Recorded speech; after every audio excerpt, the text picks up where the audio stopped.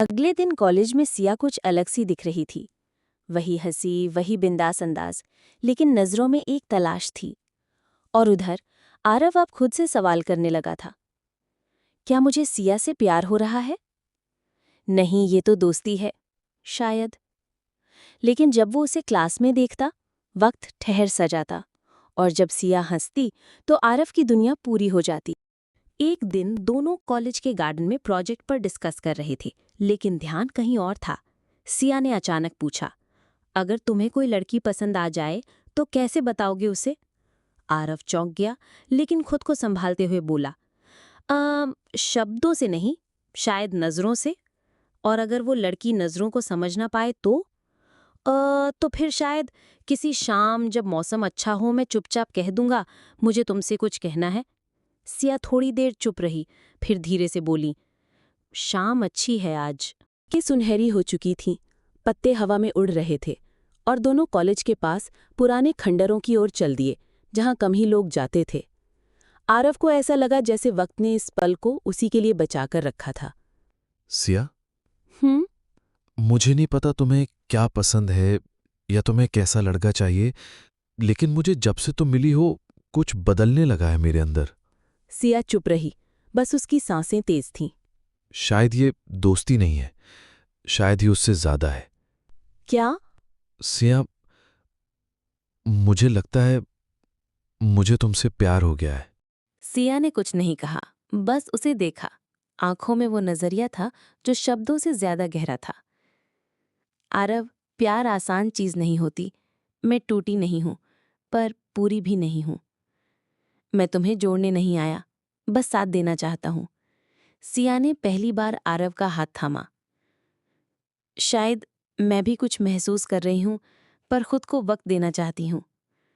मैं इंतजार कर सकता हूं, आरव बोला। सुबह आरव के फोन पर एक नोटिफिकेशन आया, चलो आज लाइब्रेरी नहीं, कैफे चलते हैं। किताबें बाद में पढ़ लेंगे, एक दूजे को पहले समझते हैं। मुस्कुरा।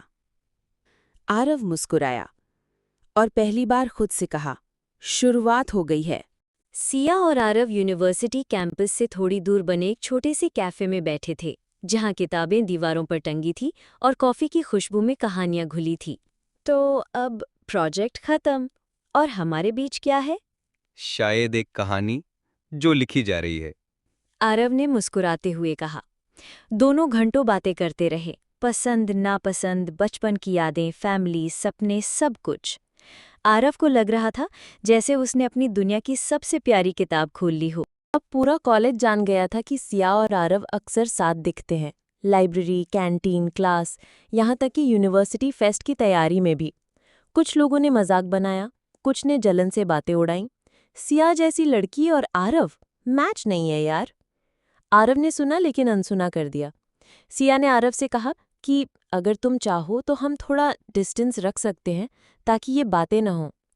नहीं, आरव ने दृढ़ता से कहा, मैं तुम्हारे साथ हूँ, लोगों की सोच के साथ नहीं। फेस्टिवल में डिबेट कंपटीशन था। सिया और आरव ने टीम बनाई। आरव ने पहली बार इतने लोगों के सामने बोलना सीखा, और वो भी सिया के साथ। स्टेज पर दोनों की केमिस्ट्री देखकर तालियां गूंज उठीं। उस शाम सिया ने आरव से कहा, आज तुम्हें देखकर लगा तुम सिर्फ अच्छे इंसान नहीं हो, तुम मेरे लिए इंस्पिरेशन हो।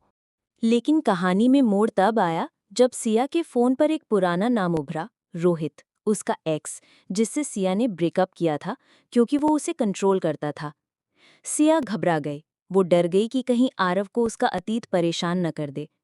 उसने कुछ दिन आरव से दूरी बना ली। आरव ने महसूस किया लेकिन कुछ नहीं कहा। सिया, मैं जानता हूँ कुछ तो है जो तुम्हें परेशान कर रहा है। अगर बात नहीं करना चाहती तो ठीक है, लेकिन मैं यहीं हूँ, तुम्हारे लिए, हमेशा। ये मैसेज पढ़कर सिया की आंखों में आंसू आ गए। उसने आरव को कॉल किया। माफ करना आरव, मैं डर गई थी। मुझे लगा मैं फिर से टूट जाऊंगी, लेकिन तुमने फिर से मुझे थाम लिया, बिना सवाल पूछे।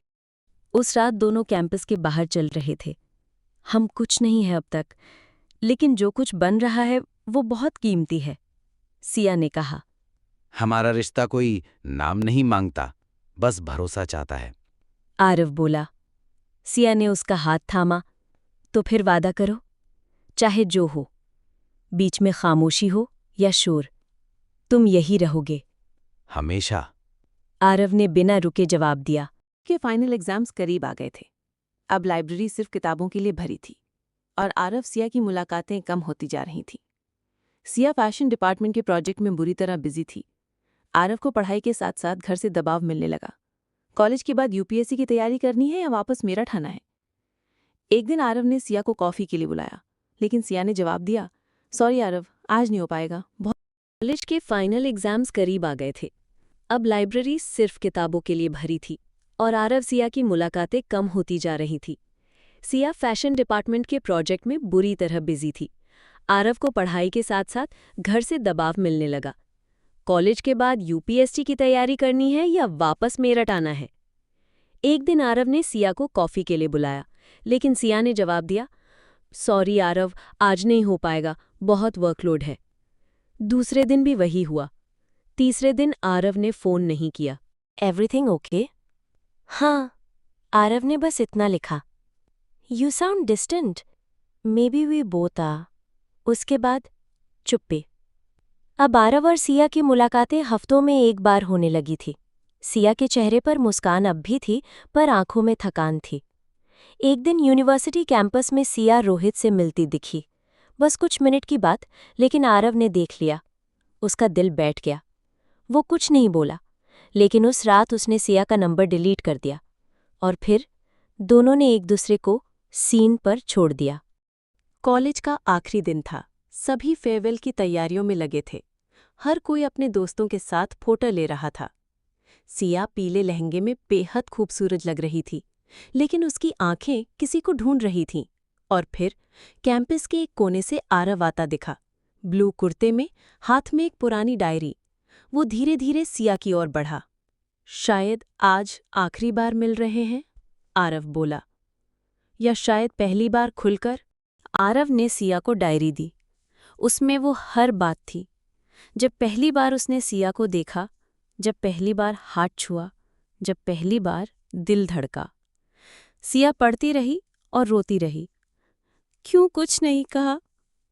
क्योंकि मुझे लगा शायद तुम आगे बढ़ चुकी हो। तुम? मैं वहीं खड़ा रहा जहां तुम्हें छोड़ा था।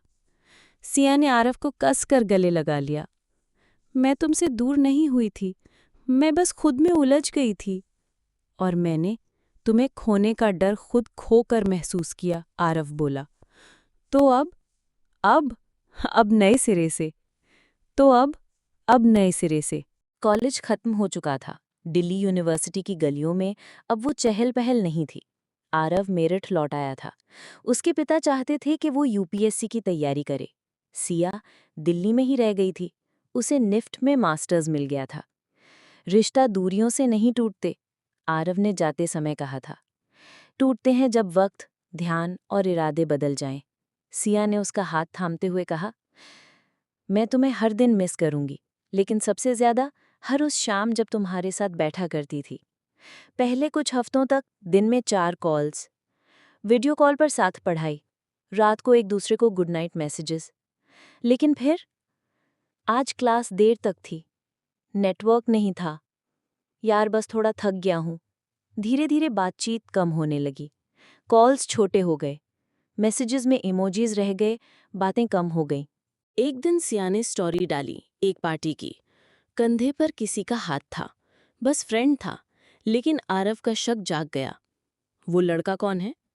तुम मुझ पर भरोसा नहीं करते? मैं बस पूछ रहा हूं। नहीं आरव, तुम जांच रहे हो।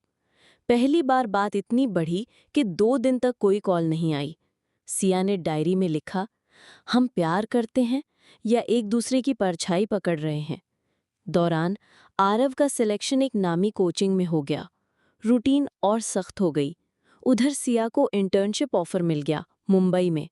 दोनों ने बात की, क्या हम इसे संभाल पाएंगे? हमने साथ रहने का वादा किया था, लेकिन अब हम साथ सोच भी नहीं पा रहे।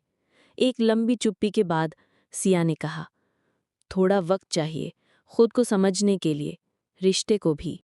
3 हफ्ते बीते, कोई कॉल नहीं, कोई मैसेज नहीं। आरव ने सिया की इंस्टाग्राम डीपी देखी। अकेली थी, लेकिन आंखें उदास थीं। उधर सिया हर शाम वो डायरी पढ़ती, जिसमें आरव के लिखे शब्द अब भी ताज़ा थे। फिर एक दिन पार्सल आया मेरठ से दिल्ली। सिया ने खोला। अंदर वो किताब थी जो आरव ने कॉलेज में पढ़ने के लिए दी थी। उसके बीच एक नोट रखा था, मैंने तुम्हें छोड़ा नहीं, बस तुम्हारे लौटने की उम्मीद बांध कर रखा है। 33 दिन बाद सिया मेरठ पहुंची, बिना बताए। कोचिंग के बाहर आरव उसे देखकर हैरान रह गया। मैं लौट आई हूं क्योंकि मोहब्बत दूरी नहीं देखती, बस नीयत देखती है। और मेरी नीयत कभी बदली नहीं थी, आरव ने कहा। अब उन्होंने फैसला किया, हर हफ्ते एक फिक्स्ड कॉल, महीने में एक मुलाकात, चाहे शहर कोई भी हो। और सबसे ज़रूरी बात यह थी कि रिश्ते में स्वतंत्रता थी, कब्जा नहीं। हम एक दूसरे के तो हैं ही, लेकिन पहले हम खुद के भी हैं।